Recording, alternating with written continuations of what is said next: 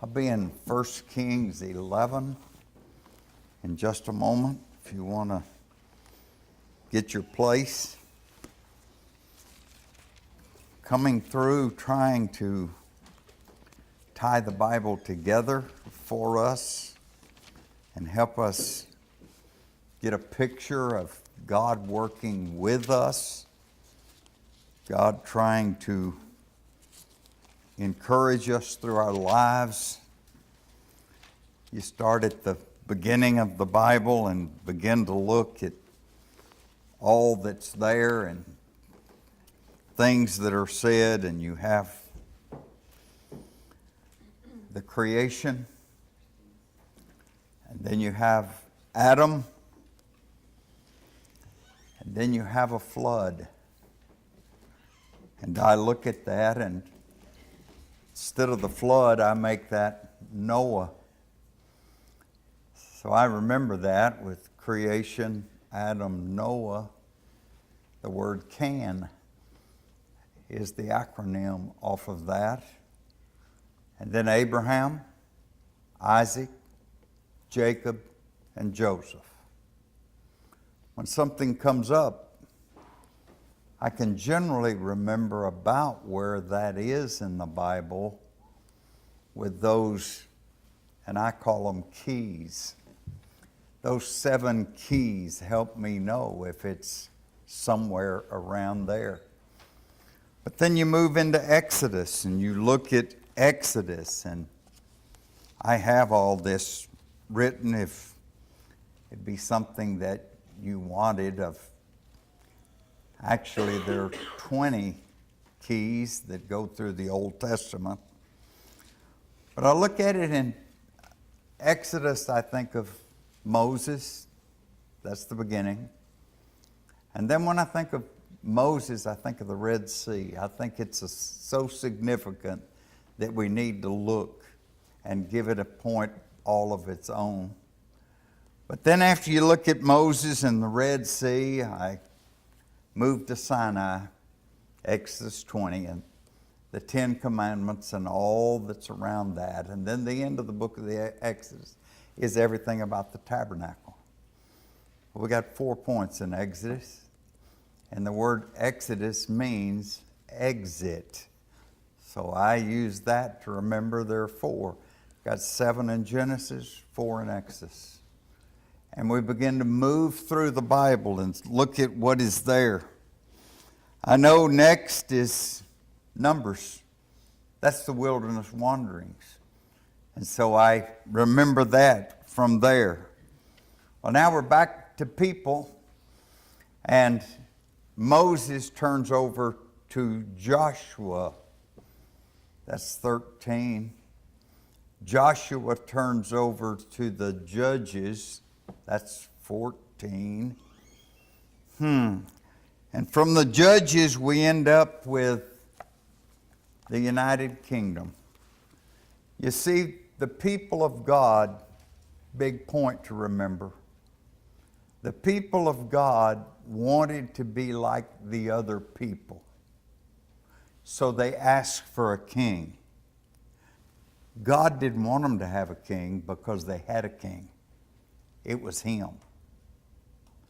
But that made them not like the other people. Now think about your definition of Christianity, because there's a temptation within you and me to want to be like other people. We don't want to be peculiar and yet it's He who said that we were to be a peculiar people. But we have an inherent quality to want to be like the other people. They asked for a king. God tried to get them to not want a king because He was their king. But God finally let them have what they wanted, even though it wasn't good for them and they shouldn't have been wanting it. Big point.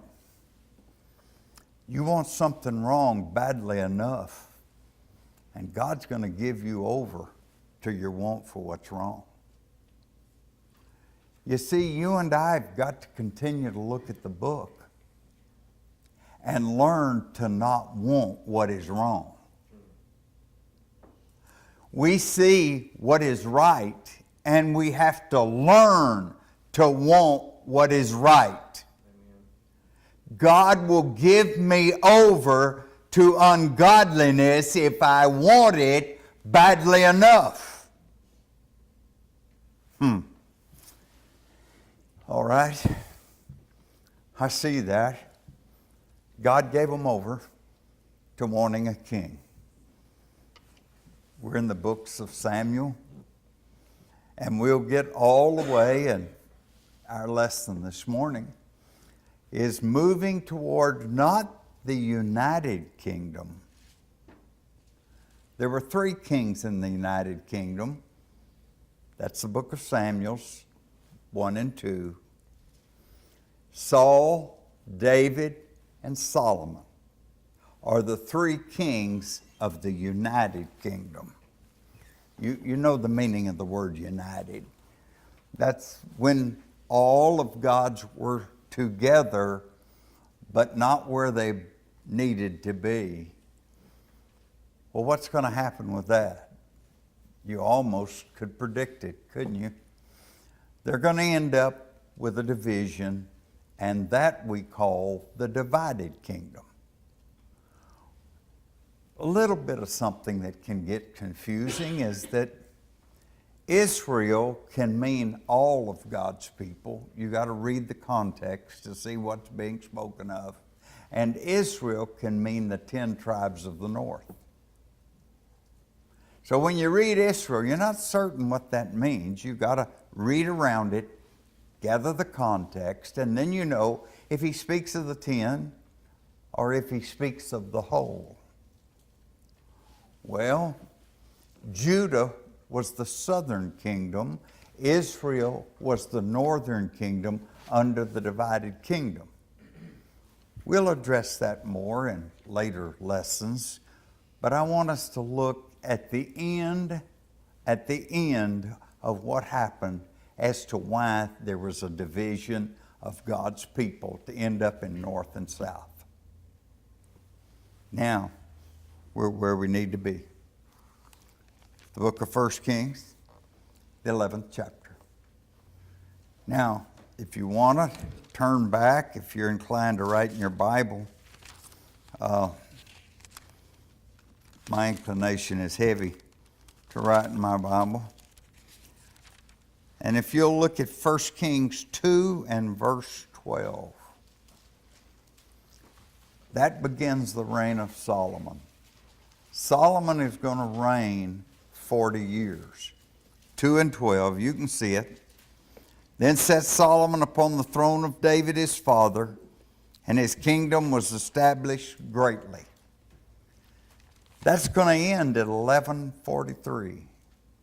So you've got the reign of Solomon, 212 to 1143. There were 3 in the United Kingdom: Saul, David, Solomon. Oh, okay. And we're at the last, but that's going to bring about a division.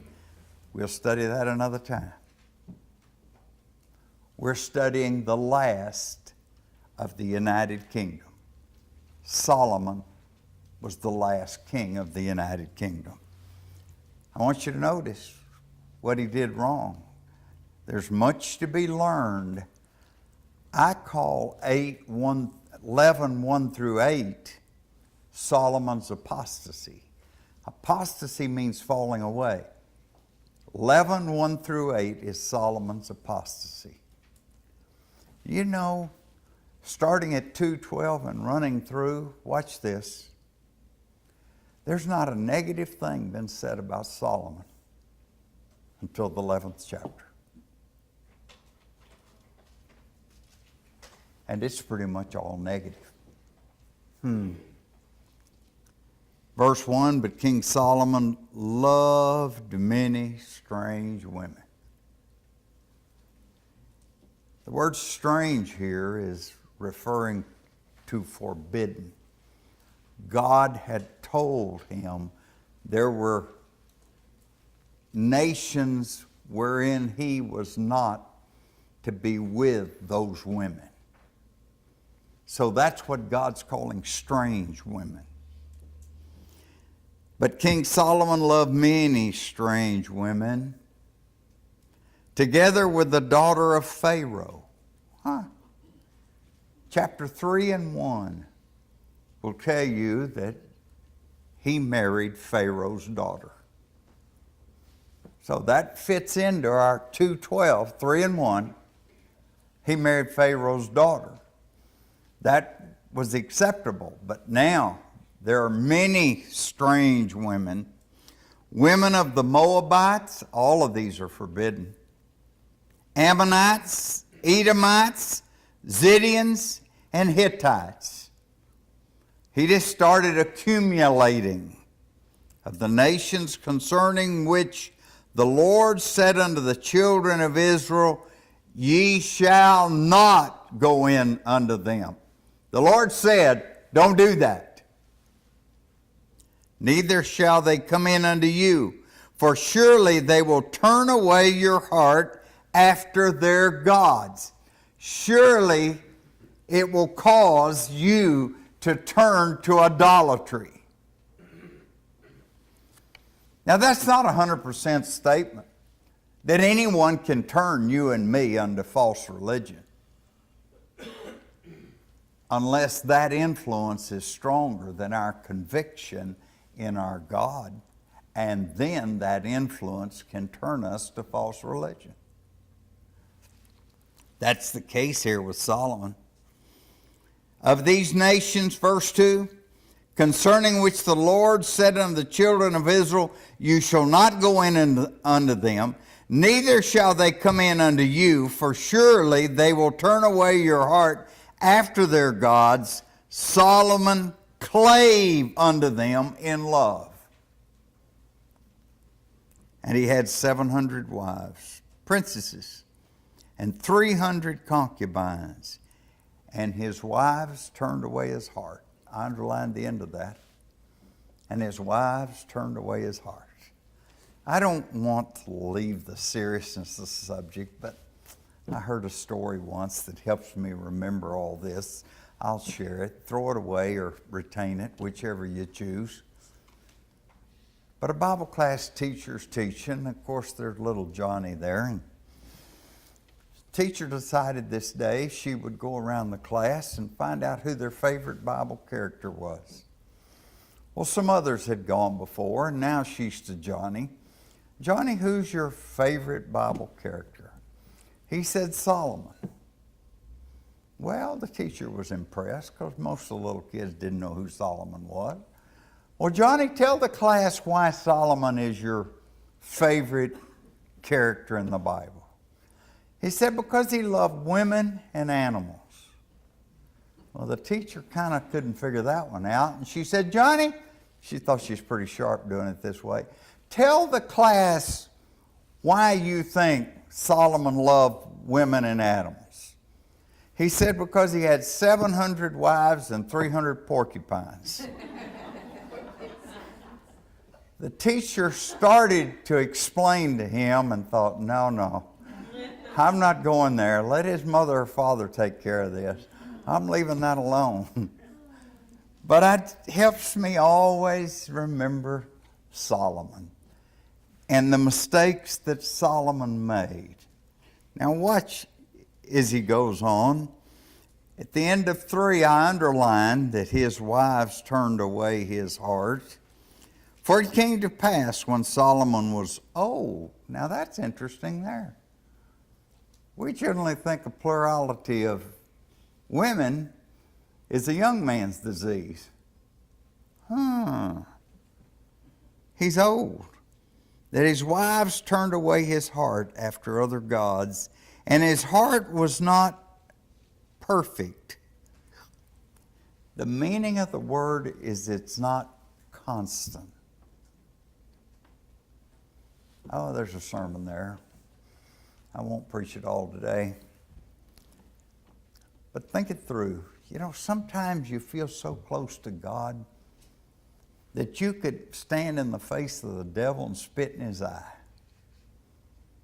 And then some little something happens and you feel so water weak that you hear yourself denying that you're a Christian, denying the convictions that you hold. Solomon's heart was not constant. I don't know how to say that any better. He was up one day, he was down the next, up the next day, down another. You and I need to think through our heart.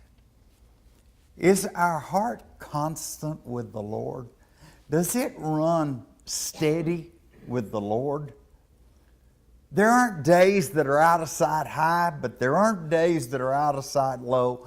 We know where God fits into our life, and we insist that He stay there. Solomon couldn't do that. Now watch this, because I think this is important. It says his wives turned away his heart after other gods, and his heart was not perfect, constant with the Lord his God, as was the heart of David his father. Now David made a lot of big mistakes. Bathsheba killed Uriah. But David was weak, and his heart never changed toward God. Wow. And God speaks of David as a man after his own heart. God complimented David because of his constancy. And He criticizes Solomon because he lacked that constancy. It says here, as his heart was of David his father, he could grow cool and indifferent. For Solomon went after Ashtaroth, the goddess of the Zidonians. You see, people have always thought one religion was as good as the other, and it's always been wrong. All the way back to square one, it was wrong. God established, and there are no other gods, though men have always made up other gods. For Solomon went after Ashtaroth, that's the goddess of the Zidonians, and after Milcom, the abomination of the Ammonites. And Solomon did evil in the sight of the Lord and went not fully after the Lord. Underlined again. As did David his father. Then did Solomon build a high place. Now he's also participating in the idolatry. For Chemosh, the abomination of Moab in the hill that is before Jerusalem, and for Moloch, the abomination of the children of Ammon, and likewise did he for all his forbidden wives, which burned incense and sacrificed unto their gods. Solomon's apostasy. Nothing bad said about Solomon till chapter 11. Goes on now, verse 9. And the Lord was angry with Solomon. We make a mistake when we make God mad. Surely that doesn't need to be said twice. And whenever we're not constant toward Him, it makes the Lord mad.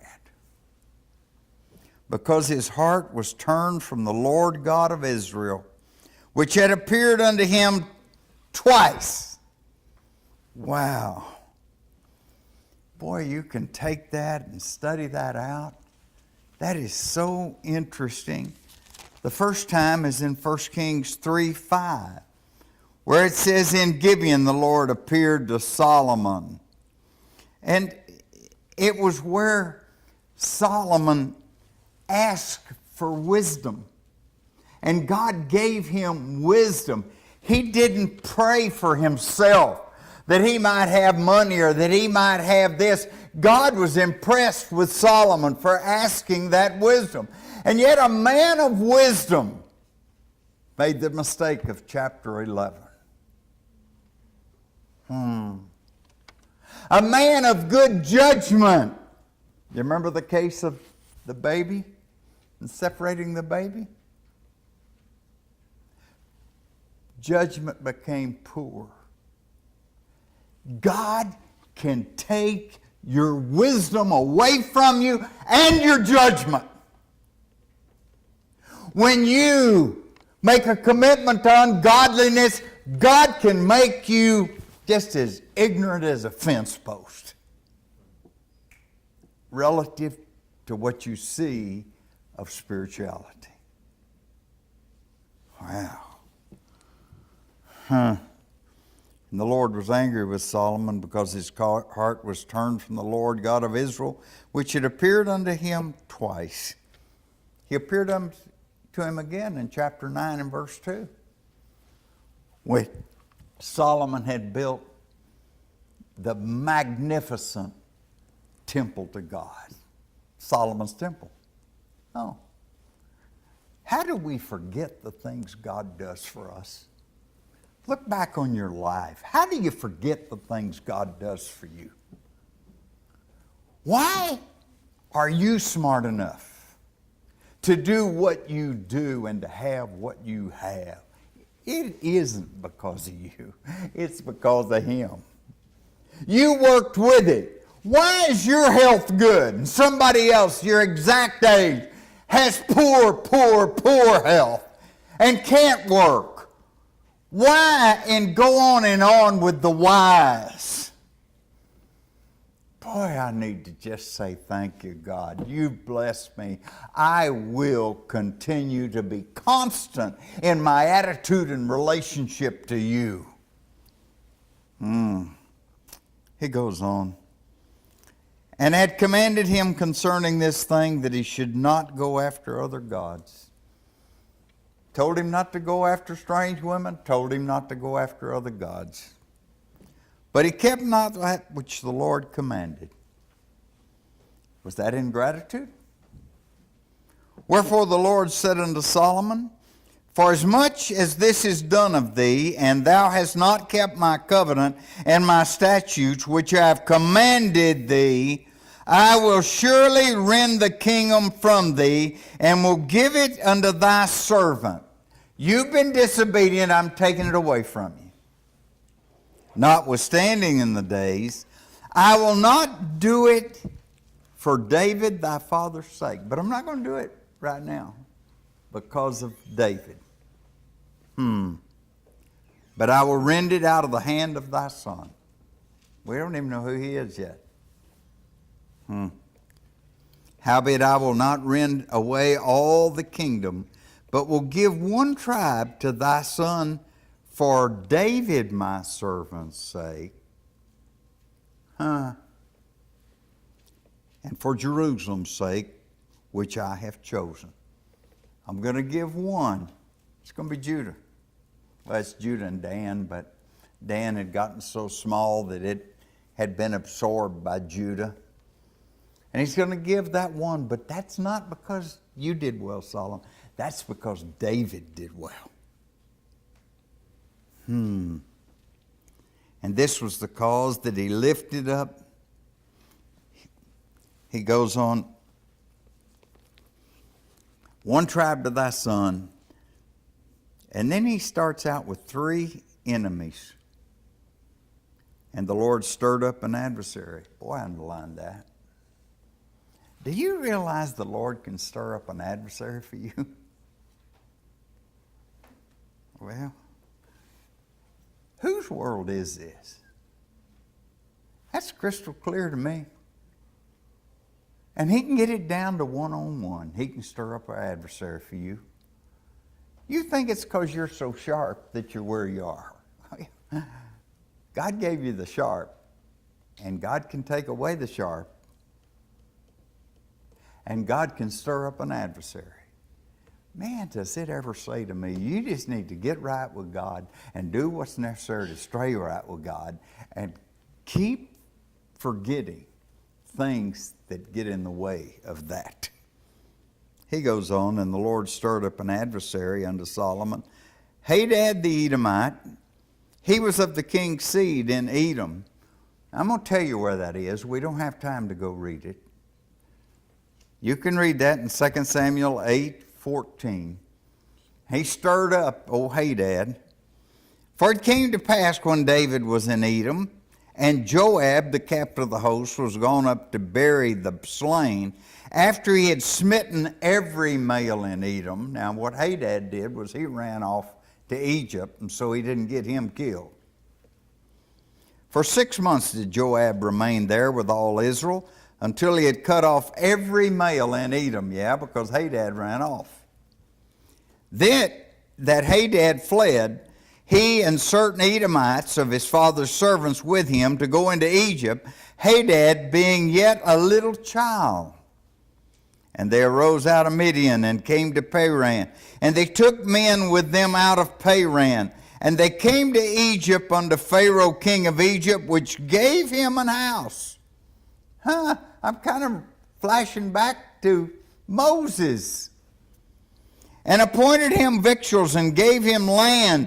And Hadad found great favor in the sight of Pharaoh, so that he gave him to wife the sister of his own wife, the sister of Tahpenes, the queen. And the sister of Tahpenes bare him Genubath, maybe, his son, whom Tahpenes weaned in Pharaoh's and raised there. Yeah. And Genubath was in Pharaoh's household among the sons of Pharaoh. And when Hadad heard in Egypt that David slept with his father, that David died, and that Joab the captain of the host was dead, Hadad said to Pharaoh, let me depart that I may go to mine own country. I need to go back home. Then Pharaoh said unto him, but what hast thou lacked with me? He said, please don't go, Hadad. And behold, thou seest to go to thine own country. And he answered, nothing lacked. You've been gracious to me. Everything's great. Howbeit let me go in, but let me go anyway. Second enemy, verse 23. And God stirred him up another adversary, Rezon. The son of Eliadab, which fled from the Lord. Hadadezer, king of Zobah. Now, this is in the same chapter that I already gave you. But this is 2 Samuel 8, 3-8. You'll read a reason. And he gathered men unto him and became captain over a band when David slew them of Zobab, and they went to Damascus and dwelt therein and reigned in Damascus. And he was an adversary to Israel all the days of Solomon. Besides the mischief that Hadad did, and he abhorred Israel and reigned over Syria. King of Syria, Rezon, is the problem also. And Jeroboam, first time he's been mentioned. Third enemy. And Jeroboam the son of Nebat, that will be said numerous times. Jeroboam the son of Nebat, and how they went back to his sin. An Ephrathite of Zerubah, Solomon's servant, whose mother's name was Zeruiah, a widow woman, even he lifted up his hand against the king. Third enemy. And this was the cause that he lifted up his hand against the king. Solomon built Milo and repaired the breaches of the city of David his father. And the man Jeroboam was a mighty man of valor, and Solomon, seeing the young man that he was industrious, he made him ruler over all the charge of the house of Joseph. Now here's a prophecy of Ahijah. If you've never heard of Ahijah, he's a prophet of God. 29 through 3 verses, prophecy. What's the prophecy? And you're going to see this happen. Not this morning, not in this chapter. And it came to pass at the time when Jeroboam went out of Jerusalem, that the prophet Ahijah, the Shiloite, found him in the way, and he had clad himself with a new garment, and they two were alone in the field. Do you see Ahijah and just two, Jeroboam? And Ahijah caught the new garment. Doesn't it remind you of Joseph's cloak? And Ahijah caught the new garment that was on him and tore it in 12 pieces. Well, now, wait a minute. Aren't you about trying to pull your jacket back? And he said to Jeroboam, take thee 10 pieces, for thus saith the Lord. It's in 12 pieces, but here's 10 back. I'm not thinking I want that 10. The God of Israel, behold, I will rend the kingdom out of the hand of Solomon and will give 10 tribes to you. A prophecy of the divided kingdom. Why? Because of the sin of Solomon. And he's going to give it to Jeroboam, the son of Nebat. 10 tribes. That's going to be Israel, the north.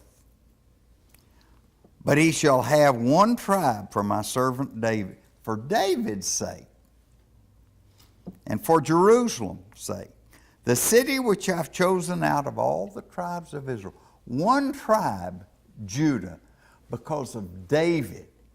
Now, 2 Samuel 7 prophesied David as always being a seed line that would never go away. And when the church was established, Acts 2, it went back to David. David is dead and buried, and his sepulchre is with us yet today. It wasn't speaking of David, it was speaking of Jesus. God keeping the seed line. And that's why Jeroboam was not going to get Judah. But not because of Solomon, because of David. Because they have forsaken me and have worshipped Ashtaroth, the goddess of the Zidonians, Chemosh, the god of the Moabites, Milcom, the god of the Ammonites, and have not walked in my ways, to do that which is right in mine eyes, and to keep my statutes and my judgments, as did David their father. Howbeit I will not take the whole kingdom out of his hand, but I will make him prince all the days of his life for David, my servant's sake, whom I choose, because he kept my commandments and my statutes. I find that awfully interesting. God's respect for David, and yet I know the mistakes David made. But David was constant. And Solomon wasn't. David made mistakes, but he never made the mistake of idolatry.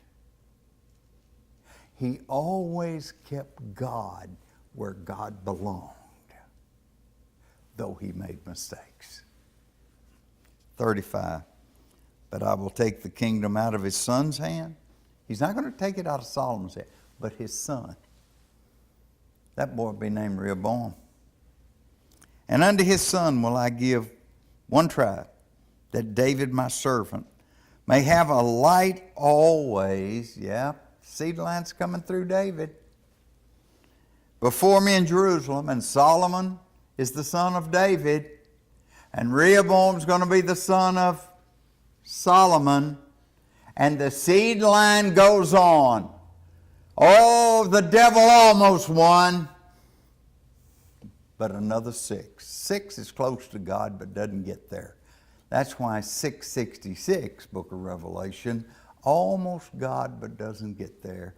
You can carry 6 to infinity, 6 to the 46th emphasis, and still doesn't get to God. All the way. And unto his son will I give one tribe, that David my servant may have a light always before me in Jerusalem, the city which I've chosen me to put my name there. And I will take thee, and thou shalt reign according to all that thy soul desireth, and shall be king over Israel. And it shall be, if thou wilt hearken unto all that I command thee, if you'll just do what I ask you to do, and will walk in my ways, and do that which is right in my sight, to keep my statutes and my commandments, as David my servant did, that I will be with thee, and build thee a sure house, like David's house. But Solomon wouldn't do that, and he didn't do that. as I built for David, and will give Israel unto thee. And I will for this afflict the seed of David, but not forever. And sure enough, Judah's going to go into captivity, Babylon, but they're going to come back. Israel's going to go into captivity, Assyria, but they won't come back. I'm going to afflict David's seed too, but not forever. Oh, wow. I'm seeing the history run all the way through the Bible I carry. Solomon sought therefore to kill Jeroboam. And Jeroboam arose and fled into Egypt, unto Shishak, king of Egypt, and was in Egypt until the death of Solomon. And the rest of the acts of Solomon, and all that he did in his wisdom, are they not written in the book of the acts of Solomon? And the time that Solomon reigned in Jerusalem over all Israel was 40 years. And Solomon slept with the fathers, that's died, and was buried in the city of David his father, and Rehoboam his son reigned in his stead. We've got the picture, Jeroboam, Rehoboam, and the seed's going to run through Rehoboam. Jeroboam is going to go away, and it's always referred. Israel had 19 kings. There was not a single good king of 19. While there's at least 6 good kings in Judah that kept trying to go back to the book, back to the ways of God. Let's do what the book says. There are many lessons to me from Solomon, all of which have say, Lord, I believe you're in control here. And I believe you need to control me. And I believe I'm going to know the control you want by reading your book. And I'm going to read your book, and every time I see it say something, I've already made up my mind. I commit to that which you say. I hope the end of Solomon's life speaks to you as strongly as it speaks to me. I know where I belong. And I'm hoping that giving me longer life will never lead me to go astray.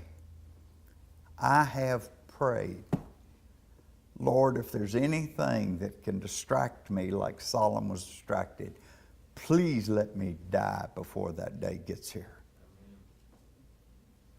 Please let me die before that day gets here. I don't want to be unconstant. I want to hold the line that you have blessed me with finding. If that's something you want for yourself, and we've said anything to encourage you toward that, please let us know as together we stand and sing.